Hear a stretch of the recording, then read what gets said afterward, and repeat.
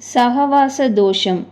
வண்ணான் வீட்டிலிருந்து வந்த புது துணிக்கு எந்த சாயமும் ஏற்றிவிட முடியும். அந்த துணியை போன்றதுதான் மனமும். நல்ல சகவாசமும் முயற்சியும் இருந்தால் அதை நல்வழிக்கு திருப்பலாம். ஆங்கிலம் படித்தவர்களுடைய பேச்சை பாருங்கள். ஆங்கில மொழிகள் கலந்தே எப்பொழுதும் பேசுவார்கள்.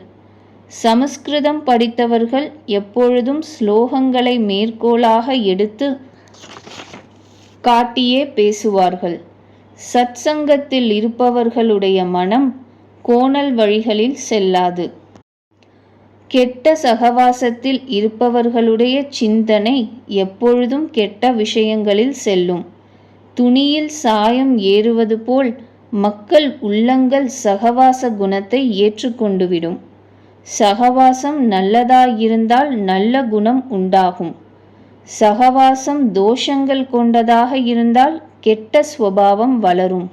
இதை தின்னும் அதை தின்னாது என்று வைத்த உணவை மோர்ந்து பார்த்து தள்ளும் பசு என்ன பால் கறக்கும்?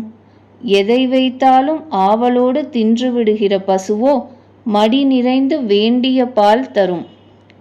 ஐயம் குடிக்கொண்ட மூலையில் ஞானப்பால் சுரக்காது. ஆண்டவனை நீக்கிவிட்டு வாழ்க்கை நடத்தும் மக்கள் பெரும் துன்பத்திற்கு ஆளாகிறார்கள். ஐயத்தை நீக்கிவிட்டு பக்தி செய்யுங்கள். சூன்யத்திலிருந்து இந்த அற்புத பிரபஞ்சம் தானாக உண்டாகவில்லை. மனிதனுடைய சேத்தனமும் சிந்தனையும் வெறும் சூன்யத்திலிருந்து தோன்ற முடியுமா? பரம்பொருளை பற்றி ஐயப்பட வேண்டாம்.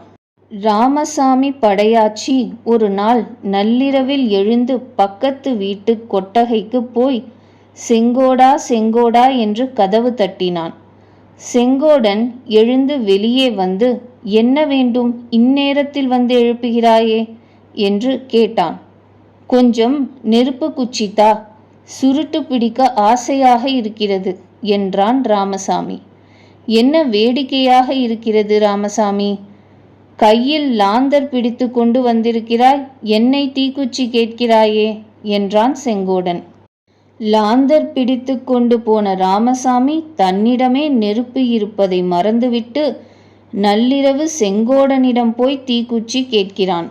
ஹிருதயத்திலே ஆண்டவனை வைத்துக்கொண்டு ஆண்டவன் இருக்கும் இடம் எங்கே எங்கே என்று கேட்டுத் திரியும் அறியாமையை விளக்குவதற்காக ஸ்ரீ ராமகிருஷ்ணர் இந்த கதையை சொன்னார்.